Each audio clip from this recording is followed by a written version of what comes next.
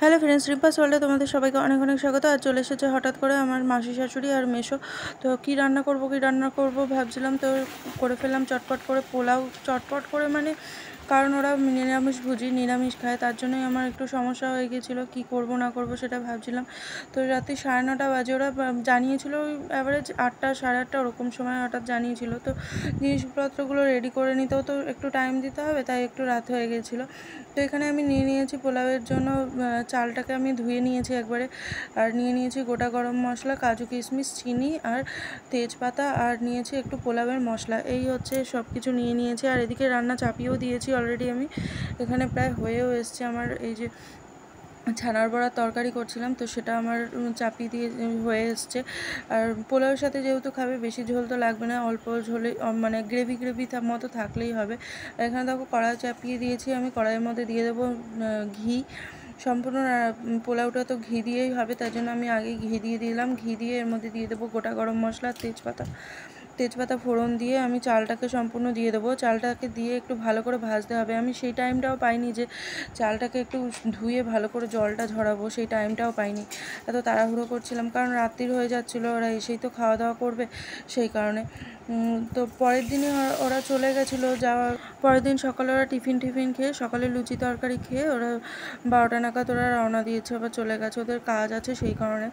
তো এখানে আমি চালটা দিয়ে দিলাম। চালটা দিয়ে এবার নুন হলুদ দিয়ে ভালো করে চালটাকে এবার ভাজতে হবে। ভাজাটাও সমস্যা হয়ে গেছে, ভাজাটাও আরও কিছুক্ষণ ধরে ভাজলে হয়তো আরও একটু ভালো হতো। বেশ ঝরঝরে করেই ভেজেছিলাম, কিন্তু যেহেতু আমি জলটা ঝরাইনি, সেই জন্য ভেতরে একটু জল ভাব হয়তো ছিল, যার জন্য আমার পোলাওটা একদম যে ঝরঝরে হবে সেটা হয়নি, একটু জড়িয়ে গিয়েছিল পোলাওটা।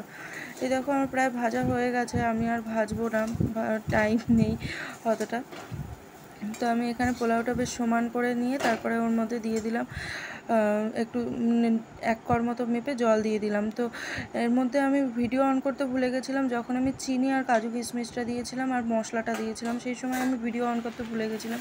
মশলাটা আমি একটু পরে দিয়েছিলাম, তো সেই সময়টা আমি ভিডিও অন করতে ভুলে গেছিলাম। তোমাদের বলে দিলাম যে মিনিট 5 পরে ঢাকনাটা তুলে দেখবে, যদি ঠিকঠাক থাকে তাহলে ওর মধ্যে চিনি আর কাজু কিশমিশটাও একবারে দিয়ে দেবে।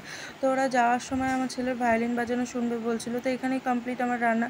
ভায়োলিন বাজানো শুনবে বলছিল, তো ভায়োলিন বাজানো শুনছে ওরা।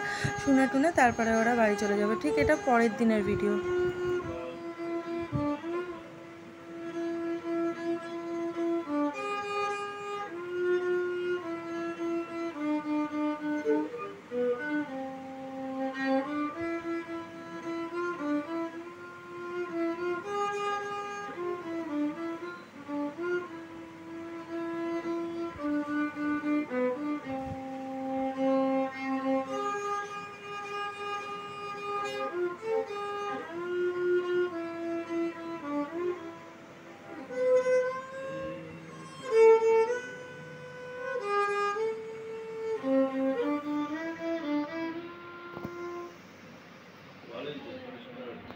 আর একটা গান আছে না, এটা ব্যাপার।